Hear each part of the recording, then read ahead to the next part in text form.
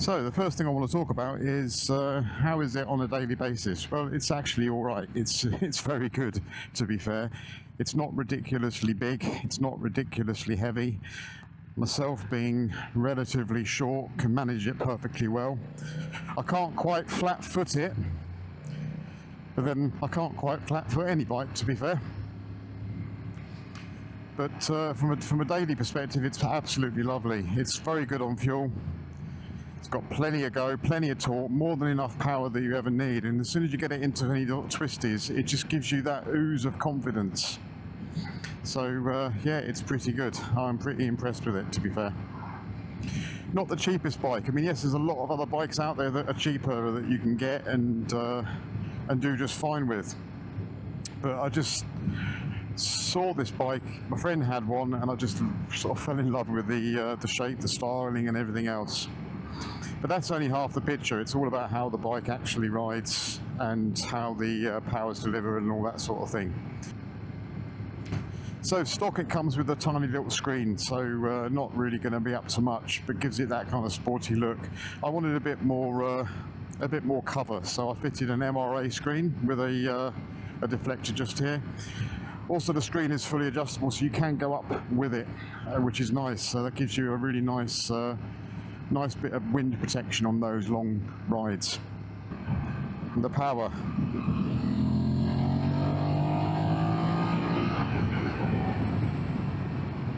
There's plenty of power. So fourth gear, quick overtake.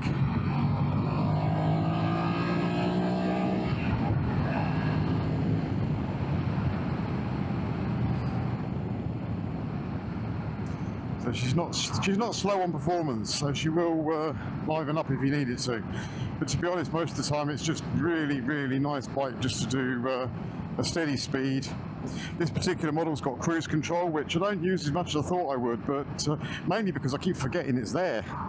You know, why have cruise control on a motorbike? But actually on a long ride, it's pretty good, to be fair. It's not adaptive cruise like some newer bikes that are coming out. Bike also has the legendary display from BMW, which is probably the best in the class. It's fully customizable. You can you can do lots of little things here. Now this particular bike's got loads of engine modes as well, which is quite nice. So we can cycle through those. So you've got Dynamic Pro rain mode, and all that does is it just mutes the whole bike down, which is quite nice. You don't get the power that you would have previously had. And then you've also got road mode. Now a lot of bikes ship standard with just the road mode and rain mode, as far as I understand, maybe the dynamic as well. But road is good just for sort of everyday riding and everyday ride outs. But if you want to wake the bike up, Dynamic is the way to go, and if you really want to wake it up, then Dynamic Pro, where you can customize how much engine braking, how much ABS kicks in, and all this sort of stuff. So lots of things. Now they don't come standard; it is an optional extra for the Dynamic Pro pack. But wow, does she go!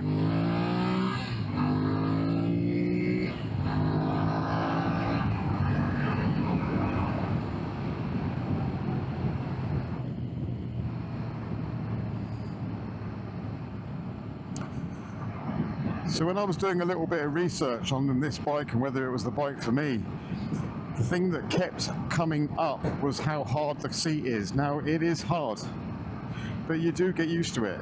You know, it's not ridiculous. There are some aftermarket extra or aftermarket seats that you can fit. The best is by Windowlick, I think it's called, or Window something or other, and that's a particularly good seat. But it's pricey.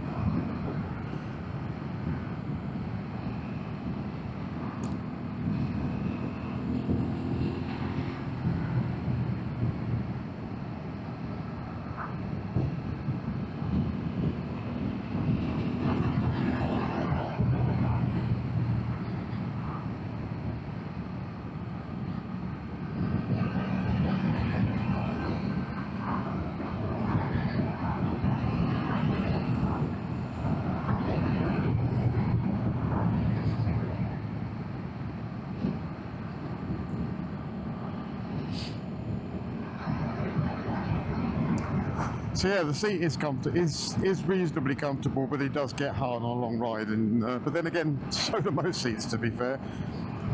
Headlights are incredible, absolutely amazing. I mean, really, really bright. So they've also got follow me home lights, or extra lights that come on when you turn left. So when you go a left lean, an extra light comes on, and when you do a right lean, an extra light comes on to sort of shine up the road into the corners, which is really, really nice. So as you'll see in the previous video, I fitted some extra lights to this bike, which are absolutely stunning. I mean, they are so bright, it's ridiculous. In fact, so bright I've had to turn them down in brightness, because you do get a lot of flashes, and I'm not there to try and annoy anybody. Just want to be seen. So, fuel economy. Currently we're sitting at about 55 miles per gallon, and if you really go steady you can get it upwards of 60 miles per gallon, which is pretty good. Typical tank range is around about 200 miles, give or take. Depends on how much you open the tap. But as far as economicalness goes, it's certainly up there. You've got the nice torquey sound of a parallel twin underneath you, which is nice. Now this particular bike has got a MIVI exhaust, which gives it an amazing tone, and when you back off the throttle in certain circumstances you get loads of pops and bangs, something you just don't get with the standard exhaust. Standard exhaust, however, does sound incredibly nice, but it is a bit more refined, and the styling on this bike is a little bit out there, so why not be a little bit louder?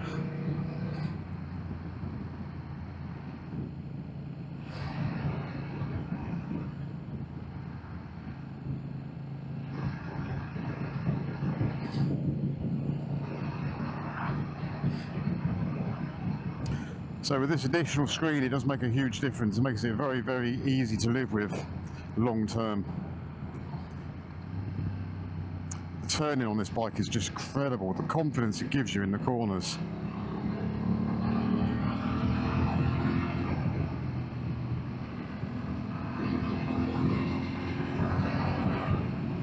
So all the braking's done by Brembo, which are sensational brakes. I mean, they really do work when you need them to.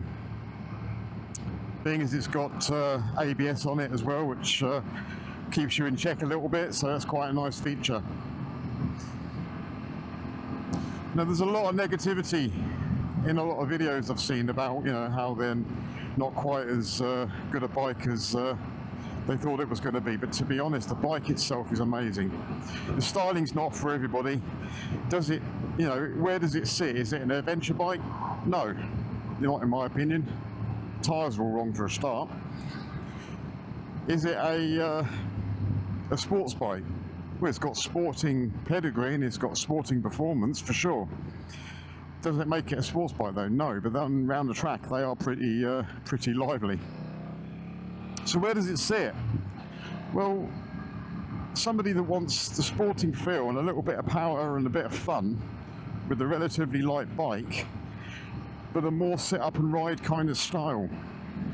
So as you get older in life, things start to hurt a bit more and you start to wake, and you don't want to be all bent over and all this sort of stuff and reaching for handlebars and all that. It's just going to make the ride uncomfortable for you. So this has, you know, a nice sit up and ride kind of feel about it, yet some sporting pedigree as well, which is fabulous.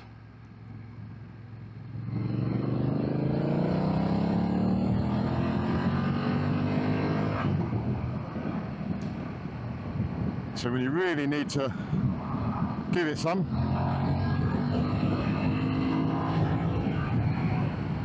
you can, and then right on the brakes and she'll pull up lovely.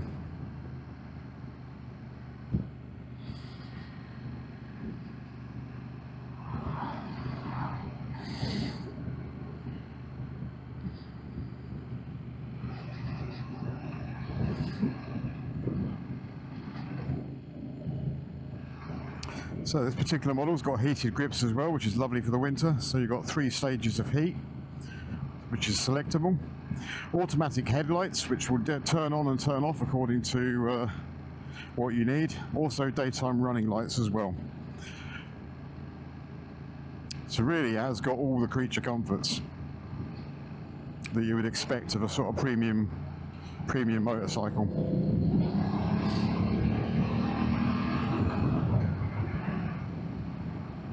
Switch the cruise on and then you can relax.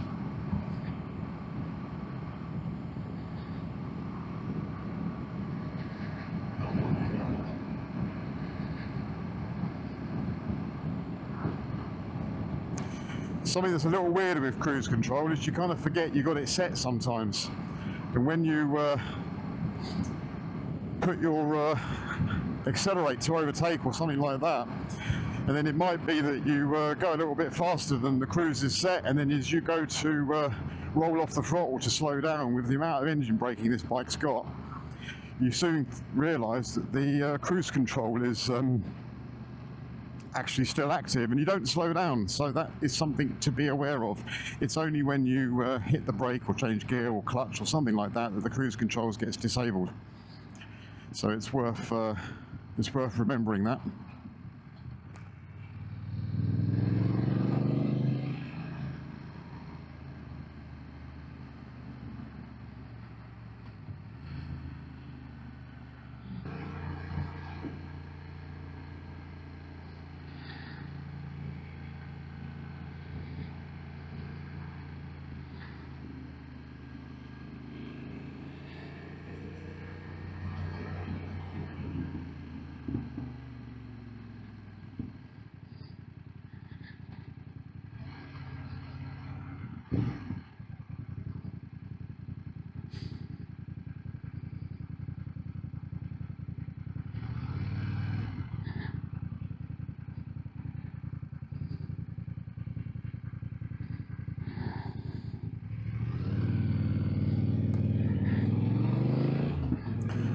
So you've also got self-cancelling indicators, which is quite nice. So if you do forget to turn them off, then they will self-cancel, which is a nice little feature. But if you've got good discipline on it, then you shouldn't need them.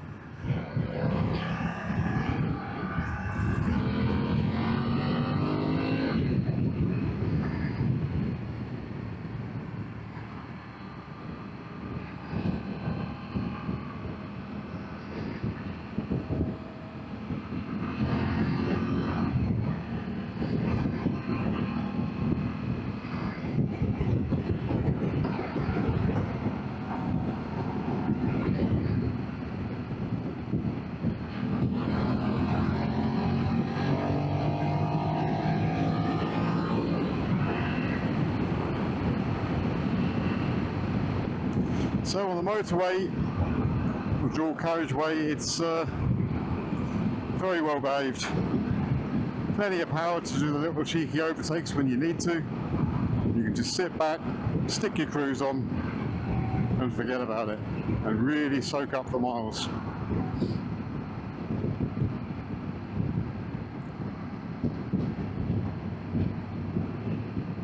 Nice to see the fuel prices haven't gone up yet.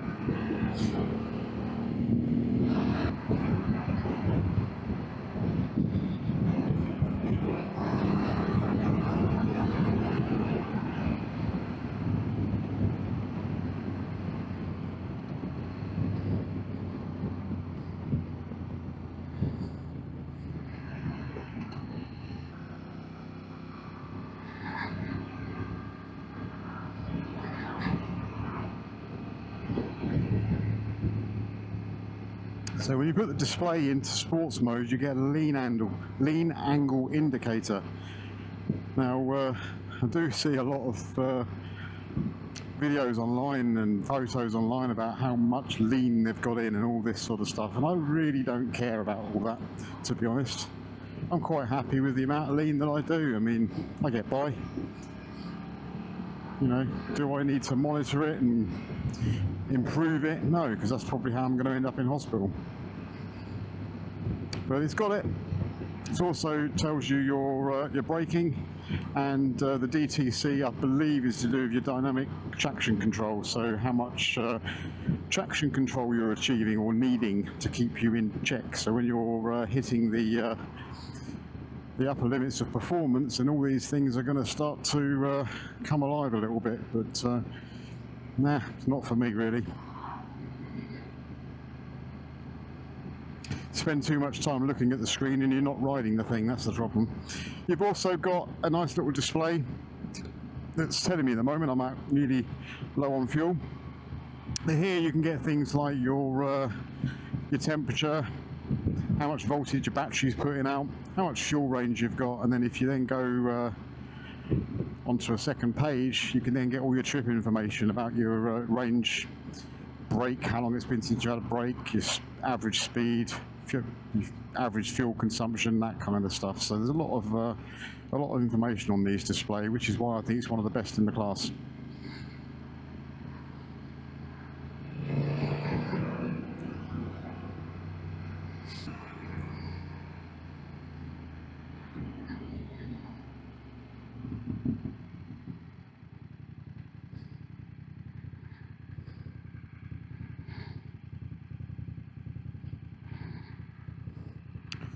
So it's for me to be able to flat foot, I have to lean the bike slightly, but I can only do one flat foot. I can't do both. If I want to do both legs down, then I'm not quite tippy toes, but on the balls off my feet possibly. But for me, this is the low height version of the bike. So there is no dynamic suspension or anything like that, which is unfortunate. So once again, for being short, you are compromising a little bit. So factory low means it's set up to be a little bit lower than the standard bike. And if I can remember what they are or look it up, I'll put it on the screen now exactly what those dimensions are in low. The seat itself is standard. I did have a low seat when I got the bike. Oh, that was clever. I did have a low seat when I had the bike, or got the bike initially. But I did find that it was just a little bit too low and it was too cramped up on my knees. So despite only being about 5'5", 5'6", something like that, I found that it was a bit too cramped up, so I was fortunate enough to be able to swap it for the standard seat, which is the right compromise for me. Now, if I just let these lights turn green, that would be rather nice, wouldn't it?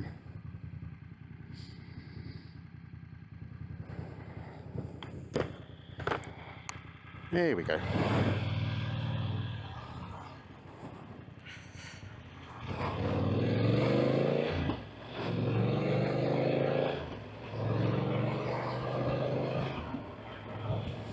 Ooh, Beatles. That's nice. Lovely. 3 classics.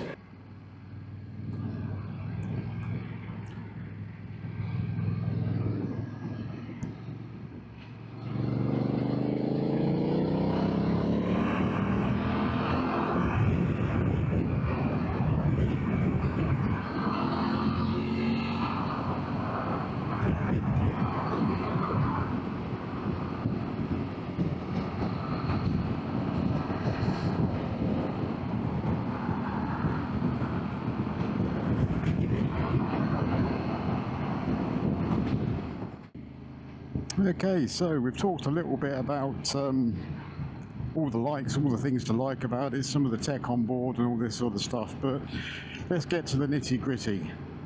Is there anything not to like? Well, yeah, the seat, for a start, just not comfortable.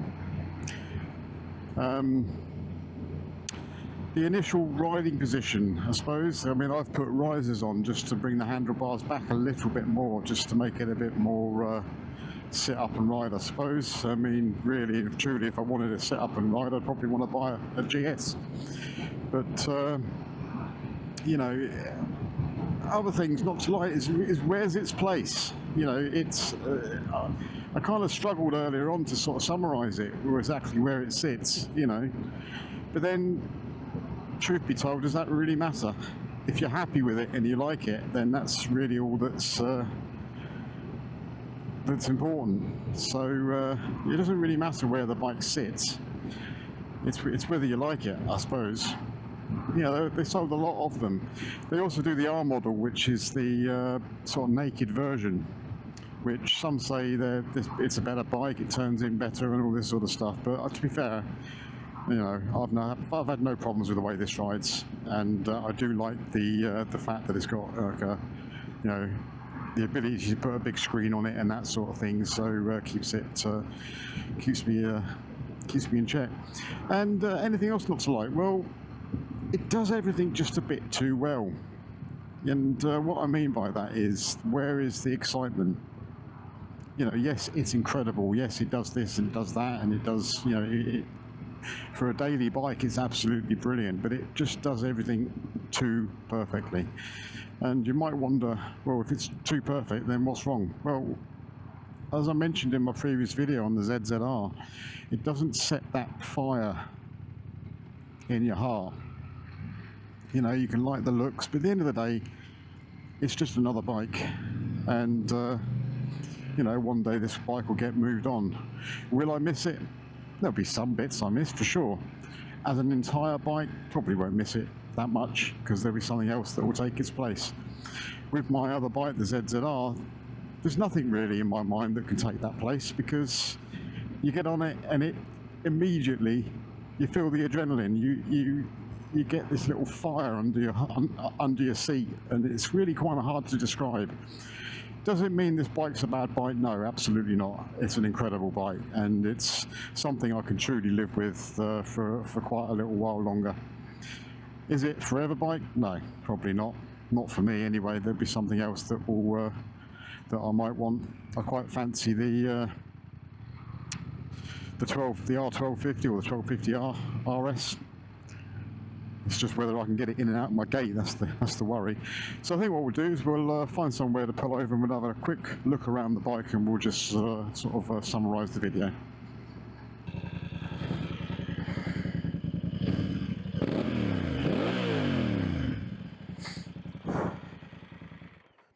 Okay, so it's not always everyone's cup of tea, but most people that see it absolutely love it. So this particular bike, I fitted a set of engine bars and an under tray, or a protector. Not that I'm going to go anywhere near off-road. A Mivi exhaust, which is an Italian exhaust, gives it a lovely note. And as you saw in the previous video, my cheeky little lights. So upside down forks, Brembo brakes, and that's Brembo both ends as well. On the other side, engine bars down there again, and pretty much standard. Now it has got a little rear hugger there, just to keep some of the dirt off. That's made by Pug. But all in all, cracking bike. So I did also put a little protector on here just to stop any scuffs to the plastics. It is quite plasticky up here, but that's fine. And some bar risers there as well. So all in all, a good bike. What do you think? Put some comments down below, I'd really appreciate that. So just to summarise, not the cheapest bike in the world to buy, to be fair, but then you have got a sort of premium finish to the bike and premium quality. It's a great commuter, it's a great daily bike, it's a great ride out bike. It does everything pretty perfectly. Does it set that fire?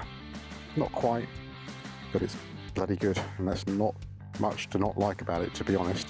So yeah, I hope you found this useful, hope you've enjoyed the video, hope you've enjoyed the little ride out.